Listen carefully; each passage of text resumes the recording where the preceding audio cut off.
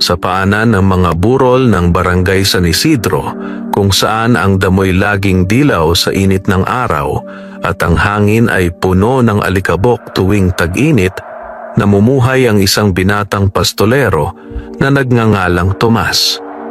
Siya'y payat, maitim sa araw at laging nakayapak habang sinusundan ang kanyang kawan ng mga kambing sa mga damuhang unti-unti nang inuubos ng tagtuyot.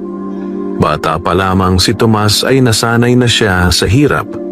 Maaga niyang naulila ang ama at ang kanyang ina na may pumanaw dahil sa karamdaman nang siya'y 12 taong gulang pa lamang. Mula noon, mag-isa na niyang hinarap ang buhay. Ang tanging naiwan sa kanya ay isang munting kubo sa gilid ng bundok at 3 payat na kambing na minana pa niya sa kanyang ama. Lumipas ang mga taon at dumami rin ang kanyang alaga.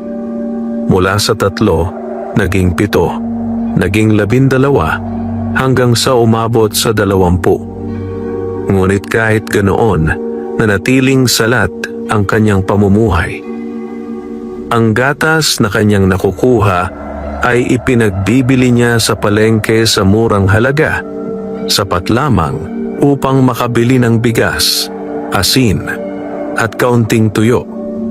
Sa kabilang panig ng baryo ay matatagpuan ang malawak na hasyenda ni Don Valerio, ang pinakamayaman at pinakamakapangyarihang tao sa buong lalawigan.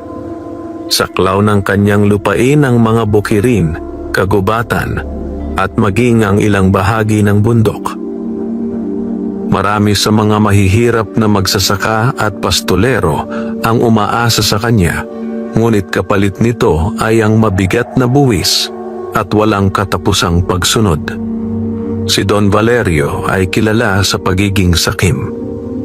Walang lupang hindi niya nais angkinin at walang taong mahirap na hindi niya nais pagsamantalahan. Katulong niya sa kanyang mga gawain ang isang albularyo na nagngangalang Mang Isko, isang matandang may mahabang balbas, mapupungay na mata at mga bulong na sinasabing may kakayahang mangkulam. Sinasabi ng mga tao na si Mang Isko ang dahilan kung bakit walang makalaban kay Don Valerio. Kapag may nagtatangkang umangal, bigla na lamang nagkakasakit, nawawala ang ani, o kaya'y dinadalaw ng mga bangunggot gabi-gabi. Dahil dito, nanatiling tahimik ang karamihan. Isa si Tomas sa mga madalas mapag-initan ng mga tauhan ni Don Valerio. Dahil ang pastulan niya ay sakop ng lupa ng hasyenda, kailangan niyang magbayad ng upa. Ngunit madalas, kulang ang kanyang naibibigay. Kapag dumarating ang mga katiwala, palagi siyang pinapagalitan, tinatakot, at minsan pa'y kinukumpiska ang isa sa kanyang kambing. Isang hapon, habang papalubog ang araw at nagiging kulay kahel ang kalangitan, dinala ni Tomas ang kanyang mga kambing sa isang liblib na bahagi ng bundok. Doon ay may maliit na bukal na bihira ng puntahan ng tao. Malinis ang tubig at sariwa ang damo. Pagod na pagod siya ng araw na yon. Halos wala siyang nakain mula umaga at ang kanyang katawan ay nanginginig sa panghihina. Naupo siya sa ilalim ng isang matandang puno ng balete at inilapag ang kanyang dalang sisidlan ng gatas. Tahimik ang paligid. Tanging huni ng mga ibon at lagaslas ng tubig ang maririnig. Habang pinagmamasdan niya ang kanyang mga kambing na tahimik na nanginginain, napabuntong hininga si Tomas. Sa kanyang isipan ay bumabalik ang mga alaala ng pangaral ng kanyang ama. Anak, huwag kang mawawalan ng pag-asa. Ang mundo'y mabagsik sa mahihirap, pero may awa ang langit sa mga tapat. Ngunit habang lumilipas ang mga taon, tila lalong nagiging malupit ang mundo sa kanya. Biglang may munting kaluskos na narinig si Tomas mula sa likod ng puno. Napalingon siya. Sa unay, inakala niyang isa lamang itong hayop. Marahil ay daga o ibon. Ngunit nang masdan niyang mabuti, nakita niya ang isang kakaibang nilalang na unti-unting sumisilip mula sa mga ugat ng balete. Ito'y napakaliit. Halos kasing laki lamang ng isang dangkal. Maputi ang balat, makintab ang mga mata, at ang buhok ay tila sinulid na ginto na kumikislap sa sinag ng dapit hapon. Nakasuot ito ng dahon at bulaklak na parang damit at may munting panyapak na yari sa balat ng puno. Napamulagat si Tomas. Napatayo siya sa gulat. Ngunit tila walang balak manakit ang nilalang. Bagkus, marahan itong lumapit. Hawak ang isang maliit na takip na yari sa bao ng niyog. Huminto ito sa harap niya. At sa tinig na tila huni ng kuliglig na may halong bulong ng hangin, nagsalita ito. Tao, maaari ba akong humingi ng kaunting gatas? Nanlamig ang buong katawan ni Tomas. Napatitig siya sa nilalang. Alam niya ang mga kwento. Mula pa pagkabata ay naririnig na niya ang mga alamat tungkol sa mga duwende. Mga nilalang na naninirahan sa ilalim ng lupa, sa mga puno at sa mga bundok.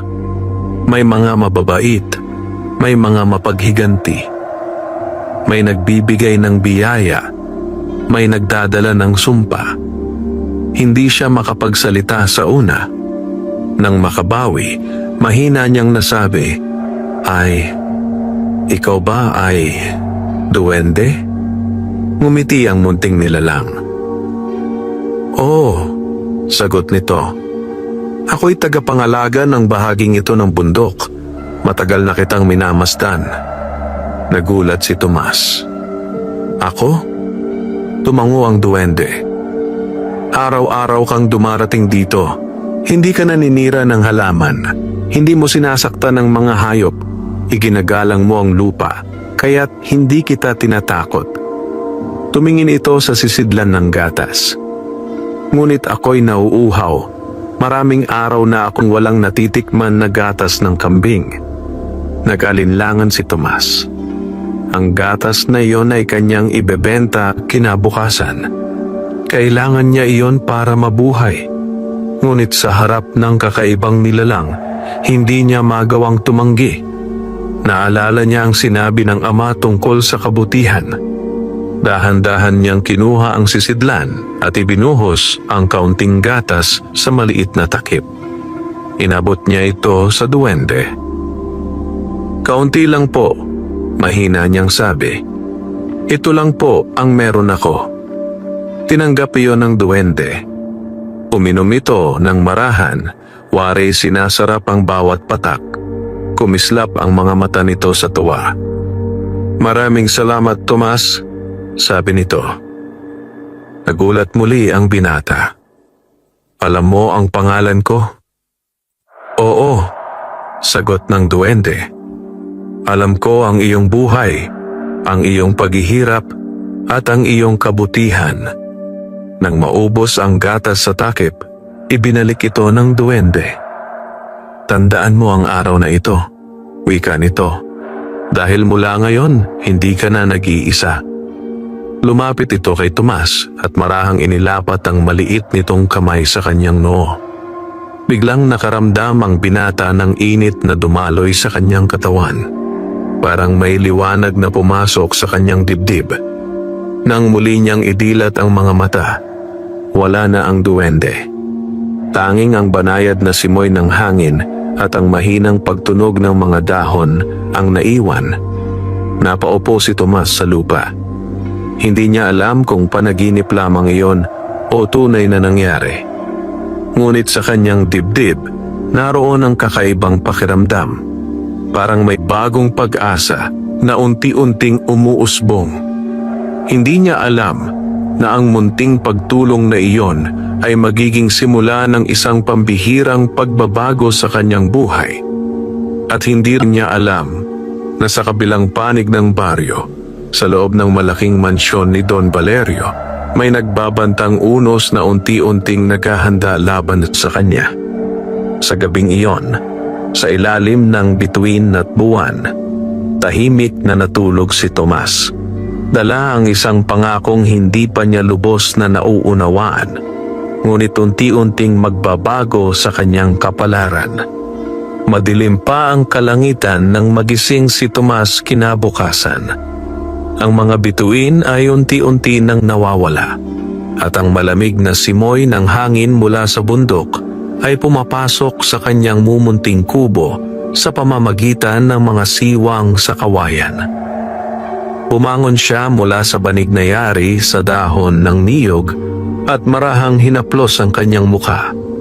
Hindi pa rin nawawala sa kanyang isipan ang nangyari kahapon. Ang munting duwende, ang kakaibang init na dumaloy sa kanyang katawan, ang mga salitang binitiwan nito. Mula ngayon, hindi ka na nag-iisa. Napabuntong hininga siya. Panaginip lang siguro, bulong niya sa sarili. Ngunit nang lumabas siya ng kubo at tinungo ang kulungan ng kanyang mga kambing, napahinto siya sa kanyang mga hakbang. May kakaibang tanawin sa kanyang harapan. Ang mga kambing niya, na dati payat at matamlay, ay tila masigla at malulusog. Ang balahibo nila'y kumikintab sa liwanag ng umagang sumisilip, at ang mga matay malinaw at buhay na buhay. "Bakit parang gumanda kayo?" mahinang sabi ni Tomas. Lumapit siya sa paborito niyang kambing na si Puti, ang pinakamatanda sa kanyang alaga. Dati halos wala nang maibigay na gatas si Puti. Ngunit nang subukan niyang gatasan ito, laking gulat niya nang mapuno agad ang sisidlan. Hindi pa siya nakontento. Sinubukan niya ang iba pa. Isa-isa niyang ginatasan ang lahat ng kambing. At sa bawat isa, halos mapuno ang kanyang mga lalagyan. Sa loob lamang ng isang oras, 3 beses ang dami ng gatas na kanyang nakukuha sa karaniwan. Napatigil siya, napaupo sa lupa, napatingin sa kanyang mga kamay. Hindi ito normal, bulong niya. Biglang naalala niya ang duwende. Ang haplos nito sa kanyang noo. Ang pangakong binitiwan nito. Kinabahan siya at natuwa ng sabay. Hindi niya alam kung matatakot ba siya o magpapasalamat. Ngunit nanaig ang pasasalamat. Pagkatapos magagahan ng kaunting kanin at tuyo, inihanda ni Tomas ang kanyang mga sisidlan at naglakad patungo sa palengke. Ang bayan ay nagising na. Naroon ang mga nagtitinda ng gulay, isda, prutas at karne. Naririnig ang tawaran, tawanan at kaluskos ng mga barya. Karaniwan, si Tomas ay nakapwesto lamang sa gilid, tahimik na nag-aabang ng bibili. Ngunit ngayong araw, napansin siya agad ng mga mamimili. "Ang dami mong gatas ngayon, Tomas, ah?" sabi ng isang matandang tindera. "Oo nga," dagdag ng isa. "At parang mas maputi at mas sariwa." Isang ginang ang lumapit. "Bibigyan mo ba ako ng 2 bote?" tanong nito. "3 na," singit ng isa pa. Hindi nagtagal, halos maubos ang kanyang paninda bago pa magtanghali. At ang kita niya, doble, minsan triple, sa karaniwan. Habang hawak ang supot ng barya at papel na pera, hindi makapaniwala si Tomas. Sa unang pagkakataon, nakabili siya ng karne, gulay at kahit kaunting kape. May sobra pa. Pag-uwi niya sa kubo, mas magaang ang kanyang pakiramdam. Ngunit sa kanyang paglalakad, may mga matang nagmamasid. Sa balkonahe ng malaking bahay ni Don Valerio, nakatayo ang isa sa kanyang katiwala na si Ramon. Matagal na nitong minamasdan ang galaw ni Tomas sa palengke. Parang biglang yumaman ng pastolero, bulong ni Ramon. Kinagabihan, Iniulat niya ito kay Don Valerio. Sa loob ng marangyang silid na puno ng mamahaling muebles, umupo si Don Valerio sa malaking silya habang iniinom ang kanyang alak. Isang dukhang pastolero? Tanong niya. Biglang lumakas ang kita? Opo, Don, sagot ni Ramon. Marami na raw ang gatas at mabilis maubos. Sumimangot si Don Valerio. Walang yumayaman dito nang walang pahintulot ko, maring sabi niya. Ipinatawag niya si Mang Isko. Ilang sandali pa dumating ang albularyo, bitbit ang kanyang supot na puno ng mga anting-anting, buto at mga tuyong dahon. Ano ang kailangan mo, Don? Tanong ni Mang Isko. Alamin mo kung bakit biglang pinagpala ang pastolero, utos ni Don Valerio. At kung may mahika sa likod nito, gusto kong mapasakin. Ngumiti ng bahagya si Mang Isko. Masusunod, sagot niya. Samantala sa kubo ni Tomas, habang naghahapunan siya, biglang may marahang kumaluskos sa kanyang bintana. Paglingon niya, nakita niya ang munting duwende na muling lumitaw, nakaupo sa gilid ng kawayan. May hawak na maliit na takip. Nagustuhan mo ba ang aking munting regalo? Tanong nito. Napangiti si Tomas. Opo, sagot niya. Maraming salamat po. Malaki ang naitulong nito sa akin. Tumango ang duwende. Ito'y simula pa lamang, wika nito. Ngunit mag-ingat ka. Kapag ang liwanag ay lumakas, mas marami ang maaakit, kasama ang mga nasa dilim. Napaisip si Tomas. May panganib po ba? Tanong niya. Oo, sagot na duwende. May mga taong ayaw makita ang pag-angat ng tulad mo. Tumingin ito sa malayo sa direksyon ng hasyenda. Dumarating na ang anino. Nang mawala muli ang duwende, nanatiling gising si Tomas ng matagal. Sa kanyang dibdib, nagsimulang sumabay ang pag-asa at pangamba. At sa katahimikan ng gabi, unti-unting naghahanda ang kapalaran sa mas mabibigat na pagsubok. Mula nang dumalaw muli ang duwende, nagbago ang takbo ng buhay ni Tomas. Araw-araw, paggising pa lamang niya, napapansin na niyang lalong lumalakas at lumulusog ang kanyang mga kambing. Ang kanilang gatas ay mas marami, mas maputi at mas masarap sa panlasa. Maging ang mga damo sa paligid ng kanyang pastulan ay tila mas luntian kaysa dati. Hindi nagtagal, nakilala siya sa buong palengke bilang Tomas na may pinakamasarap na gatas. Dumarayo pa ang mga mamimili mula sa karatig bayan upang makabili lamang ng kanyang paninda. Dahil dito, unti-unti niyang nabayaran ang kanyang mga dating utang. Nakapagpagawa siya ng mas matibay na dingding sa kanyang kubo at nakabili ng bagong sisidlan at mga kasangkapan. Ngunit kasabay ng pagunlad, dumarami rin ang matang nakamasid sa kanya.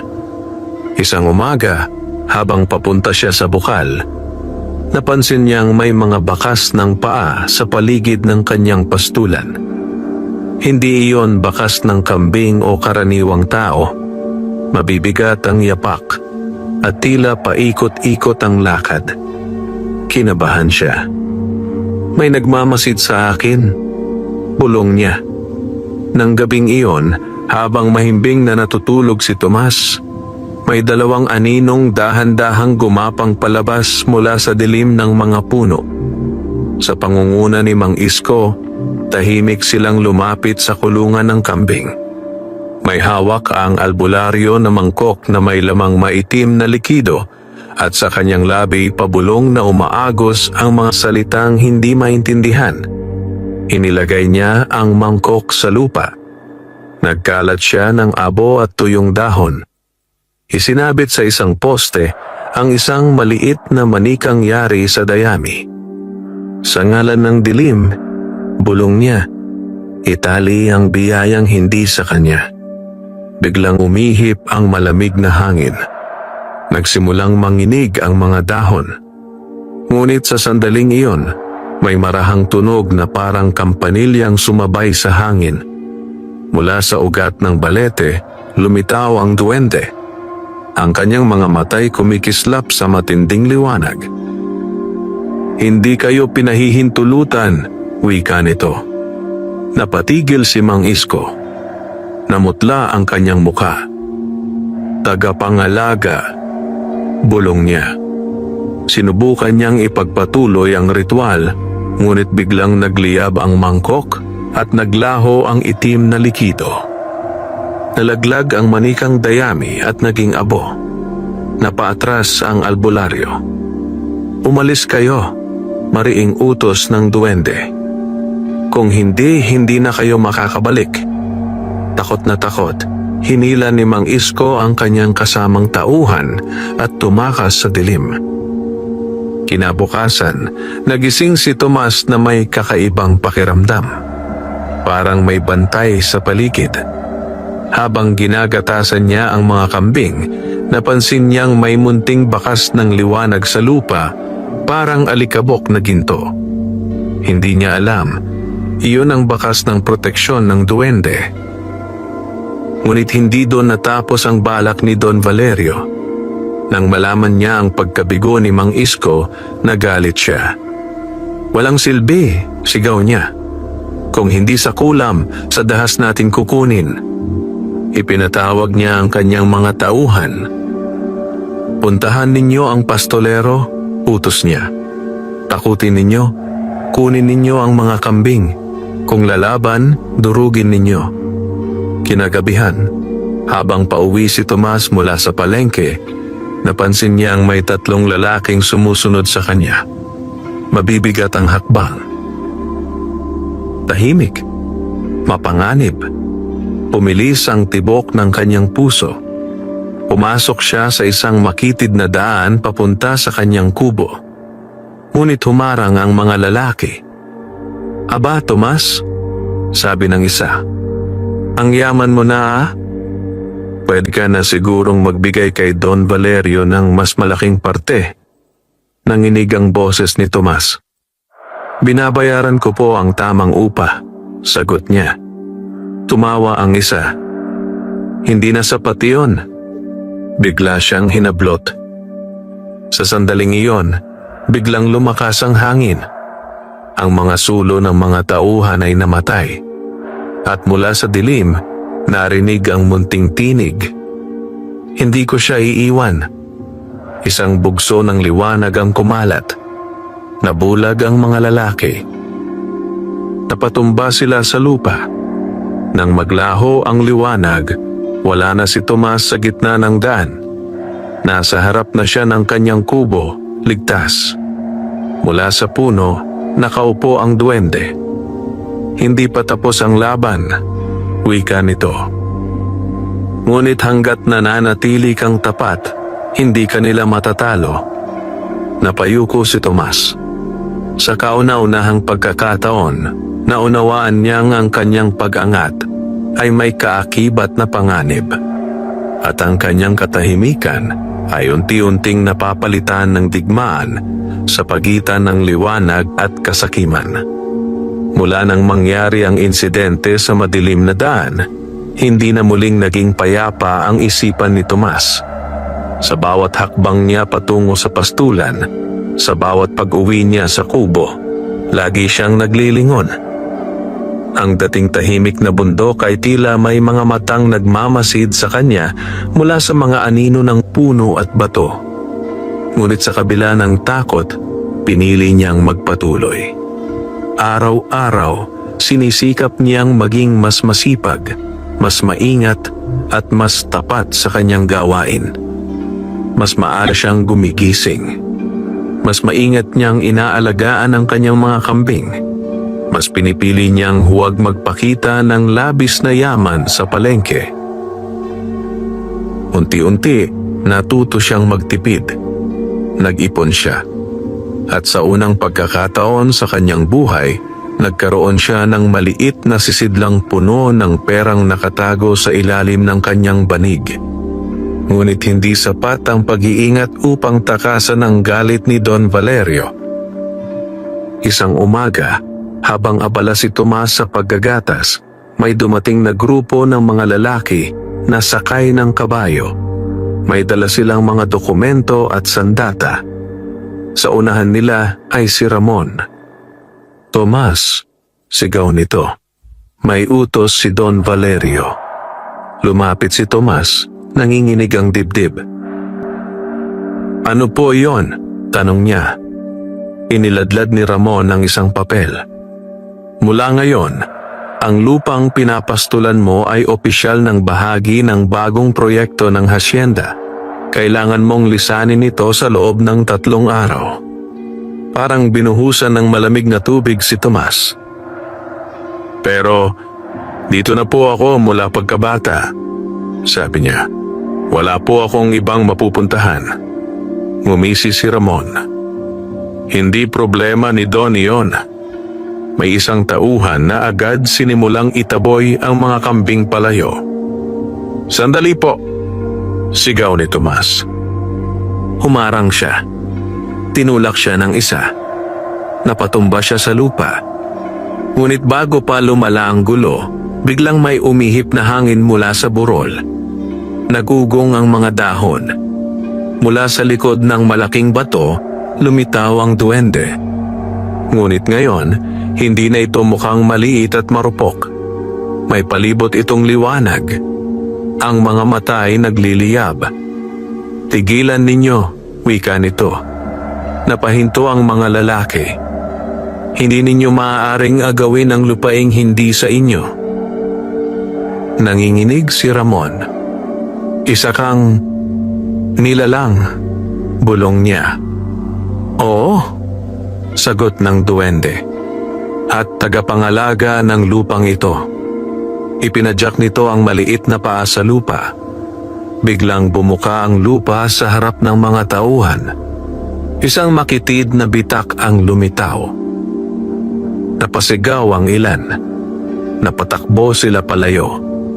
Sa loob ng ilang sandali, naglaho ang grupo. Iniwan si Tomas na nanginginig sa takot at pagtataka. Nang muling tumahimik ang paligid, humarap ang duwende kay Tomas. "Hindi ko laging magagamit ang aking kapangyarihan," wika nito. "May hangganan ang aking tulong." Napayuko si Tomas. "Ano po ang dapat kong gawin?" tanong niya. "Matutong tumayo sa sarili mong paa," sagot ng duwende. "Hindi sapat ang biyaya kung wala kang tapang." Kinagabihan, sa kanyang kubo, hindi makatulog si Tomas. Iniisip niya ang sinabi ng duwende. Tama ito. Hindi siya maaaring umasa habang buhay sa mahika. Kinabukasan, nagpasya siyang gumawa ng hakbang. Nagpunta siya sa bayan upang kausapin ang ilang kapwa magsasaka at pastolero na matagal na ring inaapi, Don Valerio. Isa-isang nilapitan ni Tomas ang mga ito. Ikinuwento niya ang kanyang karanasan, ang pananakot, ang pangaagaw ng lupa, ang pang-aabuso. Sa simula, natatakot ang karamihan. Ngunit nang marinig nila ang tapang ni Tomas, unti-unting nagbukas ang kanilang loob. "Hindi lang ikaw ang biktima," sabi ng isang matandang magsasaka. "Lahat tayo." Nagtipon sila sa isang maliit na kamalig. Doong gabi, nagsimula ang isang lihim na pulong.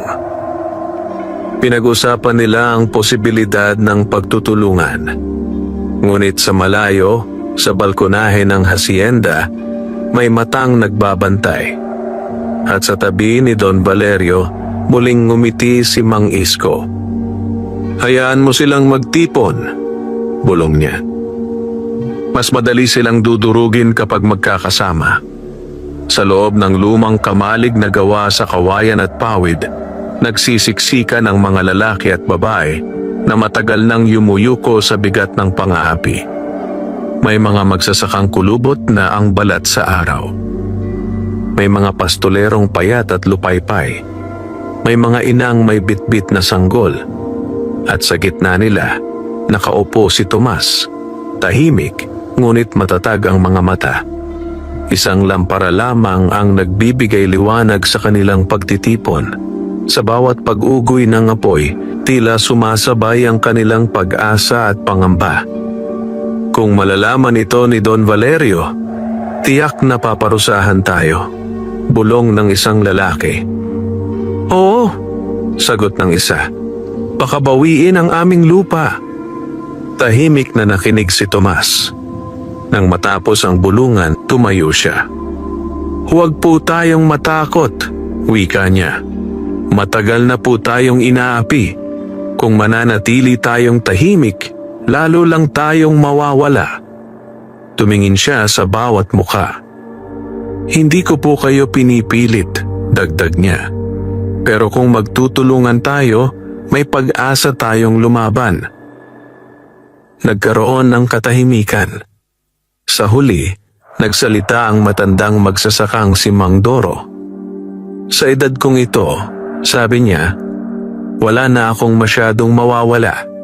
Pero gusto kong makita na malaya ang mga anak at apo ko. Isa-isa tumango ang iba. Doon nagsimula ang kanilang pagkakaisa.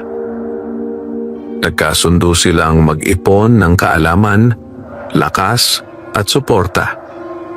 May magbabantay sa galaw ng hasyenda. May maghahanap ng dokumento. May mag-aalaga sa mga bata habang ang iba'y nagtitipon. Si Tomas ang naging tagapamagitan. Sa mga sumunod na linggo, palihim silang nagkikita. Nagbabahaginan sila ng pagkain, nagpapalitan ng balita, at unti-unting nabubuo ang tiwala sa isa't isa. Ngunit hindi nila alam na may isang taong palihim na nagmamatyag. Si Berto, isang dating pastolero na napilitang magtrabaho kay Don Valerio, ay lihim na nakikinig sa bawat pulong. Sa isang gabi, nagtungo siya sa hasyenda. Don, sabi niya, nanginginig. May mga lihim na pagpupulong sa kamalig. Pinangungunahan ni Tomas. Nanliit ang mga mata ni Don Valerio. Kaya pala, bulong niya. Tinawag niya si Mang Isko. Panahon na, wika niya, para wasakin ang kanilang loob. Kinabukasan, isang masamang balita ang kumalat sa baryo. Ang ani ni Mang Doro ay biglang nalanta. Ang kambing ni Aling Rosa ay namatay ng sabay-sabay. Ang balon sa gilid ng nayon ay natuyo. Nabahala ang mga tao. Parang may sumpa, bulungan nila. Sa kubo ni Tomas, muling lumitaw ang duwende. Gumagalaw na ang kadiliman, wika nito. Ano po ang gagawin namin? Tanong ni Tomas. Kailangan ninyong manatiling buo, sagot ng duwende. Kapag nagkawatak-watak kayo, doon kayo matatalo. Ngunit sa kabila ng babala, nagsimulang manghina ang loob ng ilan. Baka nga masama ang ginagawa natin, sabi ng iba. Baka sinusumpa tayo. Nagsimula ang takot. Nagsimula ang pagdududa. At doon unti-unting sumibol ang binhi ng pagkakawatak-watak. Sa dilim ng gabi, sa loob ng kanyang silid, ngumiti si Don Valerio. Isa-isa na silang bumibigay, bulong niya. Ngunit sa puso ni Tomas, lalong tumibay ang panata. Hindi siya uurong. Kahit mag-isa, kahit masaktan, kahit mawala ang lahat. Dahil alam niyang ang laban na ito ay hindi lamang para sa kanya, kundi para sa buong baryo. Unti-unting nabalot ng takot ang barangay San Isidro. Sa bawat umaga, may bagong masamang balitang kumakalat. May biglang nagkakasakit. May nawawalang hayop. May punong namamatay ng walang dahilan. Ang dating masiglang baryo ay tila sinakmal ng isang di nakikitang kamay. At sa likod ng lahat ng iyon, naroon ang bulong. Sumpa ito. May galit ang mga espiritu. Dahil kay Tomas, unti-unting nabaling kay Tomas ang sisi. Hindi man direkta, nararamdaman niya ang pagbabago ng tingin ng mga tao. Ang dating may ngiti ay napalitan ng pag-iwas. Ang dating bumabati ay biglang tumatahimik. Sa palengke, narinig niya ang mga bulungan. Simula nang yumaman siya, nagkagulo na ang baryo. Baka may itinatago siyang mahika. Masakit yon para kay Tomas. Ngunit pinili niyang manahimik. Isang hapon, dumating sa kanyang kubo si Mang Doro. Halos hindi ito makatingin sa kanya. Tomas, mahina nitong sabi. May mga nagsasabing, ikaw raw ang dahilan ng lahat. Nanikip ang dibdib ng binata. Naniniwala ka po ba? Tanong niya. Napayuko ang matanda. Hindi ko alam, sagot nito. Pero natatakot ang mga tao. Nang gabing iyon, mag-isa si Tomas sa ilalim ng balete. Hindi niya tinawag ang duwende. Hindi siya umiyak. Tahimik lamang siyang nakaupo, nakatingala sa buwan. Kung may mali akong nagawa, bulong niya. Handa akong itama. Maya-maya, dumampi ang malamig na hangin. Lumabas ang duwende. Nasasaktan ka? Wika nito. Opo, sagot ni Tomas. Parang nawawala ang tiwala nila. Umupo ang duwende sa tabi niya. Ganyan talaga kapag may liwanag, sabi nito. Laging may aninong sumusunod. Kailangan ko po ba kayong iwan? Tanong ni Tomas. Baka dahil sa akin kayo nandito? Umiling ang duwende. Hindi ako ang sanhi ng kasamaan, wika nito. Ngunit ginagamit kanila bilang dahilan. Sa kabilang panig ng baryo, inilatag ni Mang Isko ang huling bahagi ng kanyang plano.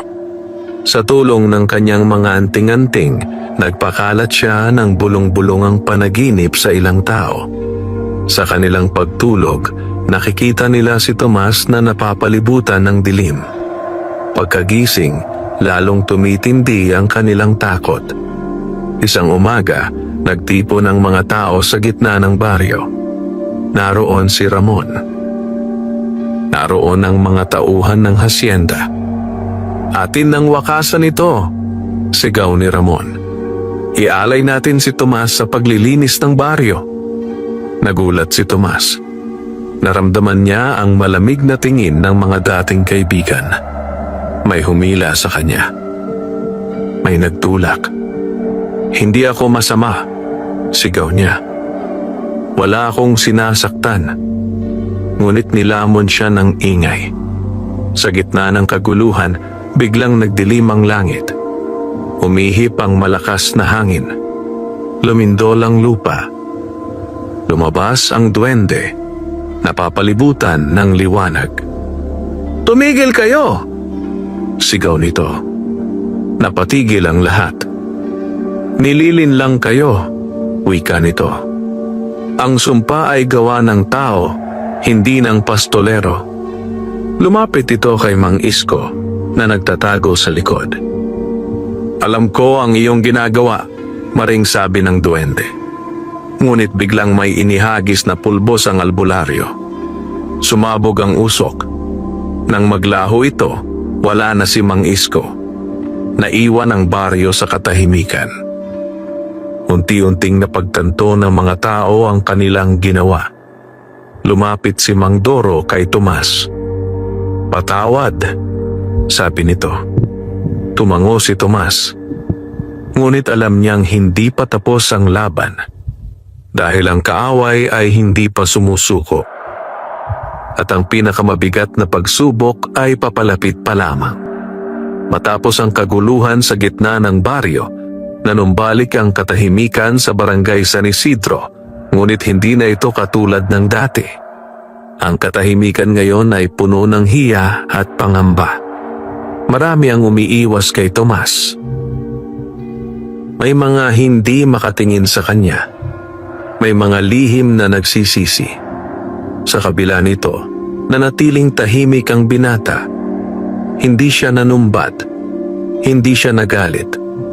Pinili niyang ipagpatuloy ang kanyang gawain na parang walang nangyari. Tuwing umaga, kinagatasan niya ang kanyang mga kambing. Tuwing hapon, dinadala niya ang mga ito sa pastulan. Tuwing gabi, nagdarasal siya sa ilalim ng balete. Isang gabi, dumalaw muli ang duwende. Malapit na ang wakas ng panlilinlang, wika nito. Ano po ang ibig ninyong sabihin? Tanong Tomas. May mga taong handang magsalita. Sagot nito. Hindi nagtagal, dumating si Berto sa kubo ni Tomas. Basang-basa ng pawis. Takot ang muka.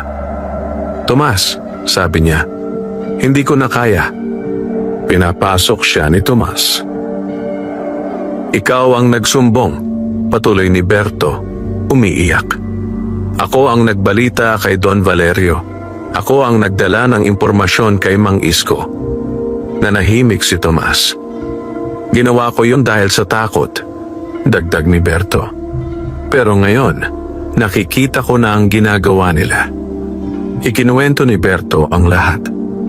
Ang mga kulam, ang pananakot, ang plano nilang palabasing si Tomas ang sanhi ng sumpa, ang mga panaginip na ikinakalat ni Mang Isko. Kinabukasan, sa tulong ng duwende, tinipon ni Tomas ang mga tao sa gitna ng baryo. Naroon si Berto, nanginginig, ngunit matapang. Ito ang totoo, wika niya. Isa-isa niyang inilantad ang lihim. Habang nagsasalita siya, unti-unting nabubuo ang galit at hiya sa mukha ng mga tao. Niloko tayo, bulong ng ilan. Ginamit tayo. Nang matapos si Berto, tumayo si Tomas. Hindi ko kayo sinisisi, wika niya. Lahat tayo ay natakot. Pero ngayon, alam na natin ang katotohanan. Nagkaroon ng bagong lakas ang baryo. Muling nabuo ang kanilang loob. At sa pagkakataong ito, mas matatag. Samantala, sa hacienda, nagnitngit si Don Valerio. Pinagtaksilan tayo, sigaw niya. Ipinatawag niya ang kanyang mga armadong tauhan. Wawakasan natin ito, utos niya. Susunugin natin ang kubo ni Tomas. Kukunin natin ang kanyang mga kambing. Tatapusin natin ang kanyang impluwensya. Nalaman ito ng duwende. Paparating na ang bagyo, wika nito kay Tomas. Handa na po ako, sagot ng binata. Ngunit sa kanyang puso may takot pa rin. Hindi na lamang siya ang nakataya, kundi ang buong baryo. At sa likod ng mga ulap, naghihintay ang huling pagsubok. Dumating ang gabi na tila mas mabigat kaysa karaniwan. Ang buwan ay natatakpan ng maiitim na ulap at ang hangin ay may dalang amoy ng usok at panganib. Sa mga damuhan ng bundok, tahimik na natutulog ang mga kambing ni Tomas, walang kamalay-malay sa nalalapit na sakuna. Sa loob ng hacienda, nagtipon ang mga tauhan ni Don Valerio. May mga hawak na sulo, may mga itak, may mga lubid. Sa unahan nila, nakatayo si Ramon. Walang aatras, maring sabi niya. Ito ang utos ng Don. Kasabay ng kanilang paglakad sa madilim na daan, unti-unting bumibigat ang paligid, parang may humahadlang sa kanilang pag-usad. Sa kubo ni Tomas, gising pa ang binata. May kutob siya. Tahimik siyang nagdarasal. Biglang lumitaw ang duwende sa kanyang harapan. Dumarating na sila, wika nito. Tumayo si Tomas. Hindi na po ako tatakbo, sagot niya. Kung kailangan, haharapin ko sila. Tandaan mo, sabi ng duwende, ang tunay na lakas ay hindi lamang sa kapangyarihan, kundi sa puso ng marami. Ilang sandali pa, narinig ang yabag ng maraming paa. Sumilay ang apoy sa dilim. Napapaligiran ng kubo. Lumabas ka, Tomas, sigaw ni Ramon. Lumabas ang binata, walang dala kundi ang kanyang tapang. Huwag ninyo akong saktan, wika niya. Wala akong kasalanan. Ngunit hindi siya pinakinggan. Hinihagis ang unang sulo. Sumiklab ang dingding. Napasigaw ang mga kambing. Sa sandaling iyon, mula sa burol, nagsidatingan ang mga taga-baryo. May hawak na timba. May hawak na kahoy. May hawak na bato. Pinangunahan sila ni Mang Doro. "Huwag!" sigaw ng matanda. "Tigilan ninyo!" Nagkagulo. Nagbanggaan ang dalawang panig. Sa gitna ng apoy at sigawan, lumutang ang liwanag ng duwende. Itinaas nito ang mga kamay. Biglang bumuhos ang ulan. Malakas. Mabigat. Pinatay nito ang apoy. Nabasa ang mga sulo. Nawala ang apoy ng pagkawasak. Nang tumigil ang ulan, nabunyag ang tunay na muka ng karahasan. Nakatayo si Tomas, basang-basa, ngunit buo. Ang mga tauhan ni Don Valerio ay nagkalat, pagod at gulat. "Umalis kayo," wika ng duwende. "Ito ang huling babala." Isa-isa silang umatras. Sa malayo, mula sa kanyang bintana, nakita ni Don Valerio ang kabiguan. Napahigpit ang kanyang kamao. Hindi pa ito tapos, bulong niya. Ngunit sa baryo, sa unang pagkakataon, naramdaman ng mga tao ang tunay na lakas ng pagkakaisa. At sa gitna ng abo at ulan, muling sumibol ang pag-asa. Pagkatapos ng gabing sinalanta ng apoy at ulan, nagising ang barangay San Isidro sa isang bagong umaga. Basa pa ang lupa. May mga bakas ng sunog sa gilid ng kubo ni Tomas. May mga sirang bakod. Ngunit nakatayo pa rin ang kanyang tahanan. At higit sa lahat, buo ang loob ng mga tao. Maagang nagtipon ang mga taga-baryo sa harap ng kubo ni Tomas. May dalang pagkain. May dalang tubig. May dalang kahoy para sa pagkukumpuni. Walang nagsalita sa una. Tahimik silang nagtrabaho. Sa bawat pako na ipinupukpok, sa bawat dahong ikinakabit, unti-unting nabubuo hindi lamang ang kubo, kundi ang kanilang tiwala sa isa't isa. Lumapit si Mang Doro kay Tomas. "Hindi na tayo matatakot," wika nito. "Panahon na para lumaban ng tama." Tumango si Tomas. "Hindi po sa dahas," sagot niya. "Sa katotohanan." Sa gabing iyon, muling nagpakita ang duwende. "May daan patungo sa hustisya," wika nito. "Ngunit kailangan ninyo ng lakas ng loob." Kinabukasan, sa tulong ng ilang kabataang marunong magbasa at sumulat, sinimulan nilang tipunin ang mga ebidensya. Mga kasulatan ng sapilitang pag-agaw ng lupa. Mga resibo ng sobrang buwis. Mga salaysay ng pananakot. Mga lihim na utos ni Ramon. Si Berto ang naging pangunahing saksi. Isa-isa niyang isinulat ang lahat ng nalalaman niya. Sa unang pagkakataon, nagkaroon ng malinaw na larawan ng kasamaan ng hasyenda. Nang makumpleto ang mga papeles, nagpasya ang mga lider ng baryo na dalhin ito sa kabayanan. Isang mahabang lakaran ang kanilang tinahak. Sa ilalim ng araw, sa gitna ng pagod, ngunit hindi sila umatras. Nang makarating sila sa tanggapan ng pamahalaan, tinanggap ang kanilang reklamo. Nagsimula ang investigasyon. Dumating ang mga inspektor. Sinuri ang lupa. Inusisa ang mga manggagawa.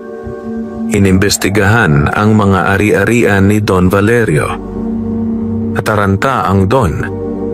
"Pigilan ninyo sila!" sigaw niya kay Ramon. Ngunit huli na. Isa-isang lumabas ang katotohanan. Natuklasan ang ilegal na pag-angkin ng lupa, ang sapilitang paggawa, ang pananakot, ang lihim na pakikipag-ugnayan kay Mang Isko. Isang gabi, sinubukan ni Mang Isko na tumakas. Ngunit sa daan, hinarang siya ng duwende. "Wala ka ng pagtataguan," wika nito. Kinabukasan, natagpuan ang albularyo, pagod at wasak ang loob, at kusa ng sumuko. Nang mawala ang kanyang tagapagtanggol, nanghina si Don Valerio. Inaresto siya. Ikinulong. Ang kanyang mga ari-arian ay sinamsam. Ang hasyenda ay isinailalim sa reforma. Nang mabalitaan ito ng baryo, nagdiwang ang mga tao. Hindi sa ingay, kundi sa tahimik na pasasalamat. Sa ilalim ng balete, umupo si Tomas at ang duwende. "Tapos na po ba?" tanong ni Tomas. Ngumiti ang munting nilalang. "Malapit na," sagot nito. "Ngunit may huling aral pa." At sa pagitan ng liwanag at katahimikan, naghihintay ang wakas ng kanilang kwento. Tahimik ang umaga sa barangay San Isidro. Wala na ang dating kaba. Wala na ang bulong ng takot. Ang hanging dumaraan sa mga burol ay tila mas magaan, mas malinis at mas malaya. Mula nang bumagsak ang kapangyarihan ni Don Valerio, unti-unting nagbago ang anyo ng baryo. Ang dating lupang inaangkin ng hasyenda ay naipamahagi sa mga magsasaka at pastolero. Ang mga bukirin ay muling nabuhay. Ang mga damuhan ay naging sagana. Ang mga tao ay natutong magtulungan ng walang pangamba. Si Tomas ay nanatiling simple. Hindi siya naging mapagmataas. Hindi siya naghangad ng labis na yaman. Sa halip, pinalawak niya ang kanyang kawan, nagpatayo ng mas matibay na kulungan, at tinulungan ng ibang pastolero na matutong mag-alaga ng kambing.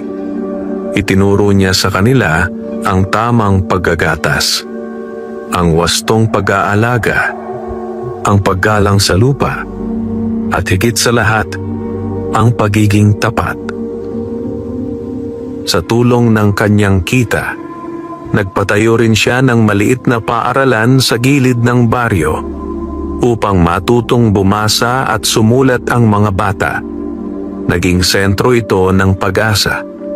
Isang hapon, habang naglalakad si Tomas sa pastulan, muling lumitaw ang duwende. Ngunit ngayon, mas malinaw ang liwanag nito. Mas payapa ang mukha. "Panahon na," wika nito. "Panahon na para saan?" tanong ni Tomas. "Para magpaalam," sagot ng duwende. Nanikip ang dibdib ng binata. "Hindi po ba kayo mananatili?" tanong niya. Humiling ang munting nilalang. "Ang aking tungkulin ay tulungan ang mga pusong karapat-dapat," wika nito. "Natupad na ang iyo." Tahimik silang naglakad sa ilalim ng mga puno. Naalala ni Tomas ang unang pagkikita nila. Ang maliit na takip, ang kaunting gatas, ang munting kabutihan. "Salamat po," wika niya. "Kung wala kayo, kung wala ang iyong puso," putol ng duwende, "wala rin akong magagawa." Huminto ito sa tabi ng balete. "May iiwan ako sa iyo," sabi nito. Inabot nito ang isang munting bato na kumikislap na parang gatas at bituin. Hindi ito para sa yaman, wika nito, kundi para sa paalala. Tinanggap iyon ni Tomas. Paalala na ang tunay na himala ay nagmumula sa kabutihan. Unti-unting naglaho ang duwende sa liwanag ng dapit hapon. Ngunit sa puso ni Tomas, nanatili ito magpakailanman. Lumipas ang mga taon. Naging matanda si Tomas. Naging haligi siya ng baryo. Ang kanyang kwento ay ikinukwento sa mga bata tuwing gabi. Ang kwento ng isang pastolerong nagbahagi ng gatas, ng isang duwendeng nagbahagi ng liwanag, at ng isang baryong natutong lumaban ng may dangal. Sa tuwing sisilip ang buwan sa ibabaw ng burol, at sa tuwing maririnig ang mahinang huni ng hangin sa mga dahon, sinasabi ng mga matatanda, "Diyan minsan dumaan ang himala." At sa gitna ng katahimikan, patuloy na nabubuhay ang pamana ng liwanag. Tahimik ang umaga sa barangay San Isidro. Hindi na ito tulad ng mga panahong puno ng takot at pangamba. Ang hangin ay sariwa, ang mga ibon ay malayang lumilipad, at ang mga tao ay nagigising araw-araw na may pag-asa sa puso. Mula nang tuluyang bumagsak si Don Valerio, nagbago ang takbo ng buhay sa baryo. Ang mga lupang dating inaangkin ng hasyenda ay naipamahagi sa mga tunay na nagbubungkal. Ang mga pastulan ay muling naging malaya. Ang mga magsasaka ay hindi na natatakot sa paniningil at pananakot. At sa gitna ng lahat ng ito, nanatiling simple si Tomas. Hindi siya nagpakalunod sa yaman. Hindi siya naghangad ng kapangyarihan. Sa halip, ginamit niya ang kanyang biyaya upang tumulong. Pinalawak niya ang kanyang kawan ng kambing at tinuruan ang iba kung paano aalagaan ang kanilang mga alaga. Nagpahiram siya ng puhunan sa mga nangangailangan. Nagbigay siya ng libreng gatas sa mga bata at matatanda na may sakit. Unti-unti, naging sandigan siya ng baryo. Isang hapon, habang pinagmamasdan niya ang paglalaro ng mga bata sa damuhan, muling lumitaw ang duwende sa ilalim ng balete. Mas maliwanag ito ngayon, mas payapa, mas maaliwalas. "Tomas," wika nito, "dumating na ang oras." Lumapit ang binata. "Anong oras po?" tanong niya. Ngumiti ang duwende. "Ang oras ng pamamaalam." Nanahimik si Tomas. Parang may humigpit sa kanyang dibdib. "Hindi pa po ba sapat ang nagawa ko?" tanong niya. "Sapat na," sagot ng duwende. "Higit pa nga." Umupo sila sa ilalim ng puno gaya ng dati. Naalala ni Tomas ang unang araw na nagkita sila. Ang maliit na takip, ang kaunting gatas, ang munting kabutihang nagbunga ng himala. "Kung hindi mo ako tinulungan noon," sabi ng duwende, "hindi magbabago ang lahat." "Kung hindi po kayo dumating," tugon ni Tomas, "hindi ko rin kakayanin." Umiling ang duwende. "Ang lakas ay nasa iyo," wika nito. "Ako'y gabay lamang." Inabot nito ang isang munting sisidlan na yari sa liwanag. Sa loob nito ay may patak ng gatas na kumikislap na parang bituin. "Ito ang huling biyaya," sabi nito. "Hindi para sa yaman, kundi para sa alaala." Tinanggap iyon ni Tomas ng may paggalang. Paalala, dagdag ng duwende, na ang kabutihan ay laging may kapalit na liwanag. Unti-unting naglaho ang munting nilalang sa hangin kasabay ng banayad na simoy. At mula noon, hindi na ito muling nagpakita. Lumipas ang mga taon. Naging matanda si Tomas. Pumuti ang kanyang buhok. Kumapal ang mga guhit sa kanyang mukha. ngunit nanatiling malinaw ang kanyang puso. Naging tagapayo siya ng baryo. Naging ama ng mga ulila. Naging guro ng kabutihan. Ang kanyang kubo ay naging sentro ng pagtutulungan. Ang kanyang pastulan ay naging simbolo ng kasaganahan. At ang kanyang kwento ay naging alamat.